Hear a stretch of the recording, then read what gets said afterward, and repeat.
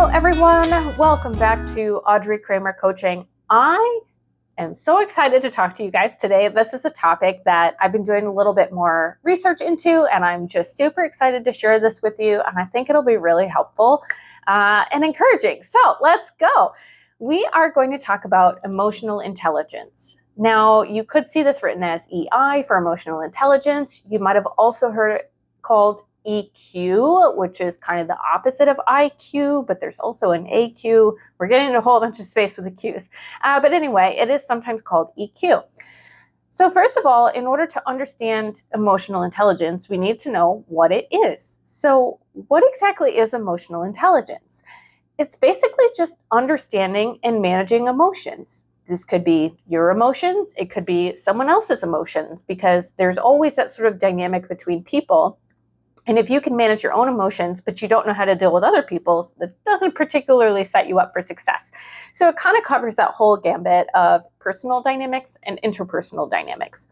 Now, this is something that I know I mentioned IQ earlier, that EQ is not connected to IQ. IQ is kind of seen as this static thing that you can't really change, but EQ is something that you can work towards and improve and grow in that area. And that's super important because emotional intelligence accounts for 58% of your job performance, somewhere closer to 60 maybe. So research has kind of shown that this is a very big piece of how you perform in your day-to-day responsibilities at work. 90% of high performers in the office have high EQ. So it's kind of important to get a good handle on this, right? They have an average of almost $30,000 a year more in salary than people with low EQ. So if you had something that you could work on to make that better, by all means, let's do that. The common phrase, right? Like, in today's economy. So it's really imperative that we kind of get an idea of our sense of emotions, how that impacts how we interact with other people, other people's emotions, and how that changes the dynamic as well. Now, this is super important in the workspace, but it's also really important in personal relationships. There have been studies that have shown that people with higher emotional intelligence have higher relationship satisfaction.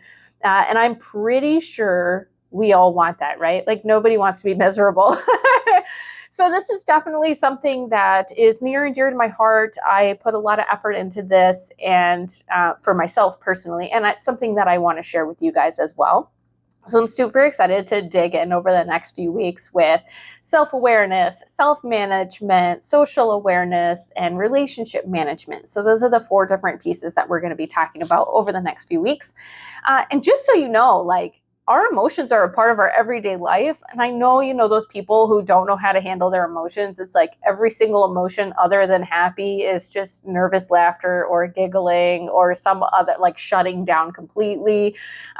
So we all know those people, and we all hope that we aren't those people. But it's kind of a natural thing, because all of these sensory stimuli from your external environment and from your internal environment are traveling through your brainstem. Then they go to your limbic system, which is in the middle, and this is where all of your emotions get generated. So emotions come first, and then your actions and thoughts come after that. So that happens in your cerebral cortex, and so it kind of travels all the way through that. You will have an emotional reaction to things, so it's super important to be aware of that and to know how to manage it. So yeah, I'm really, really excited to talk about this, especially because it's becoming more increasingly important to have this awareness as we move further and further into a digital space where we're having these text communications and emails and Zoom calls where sometimes people have their cameras off and you can't always get all of those cues. So building that emotional intelligence and having that space in between your emotions and your thoughts and actions is going to be hypercritical for success. So I am so excited to dive into this with you guys, and I will see you next week.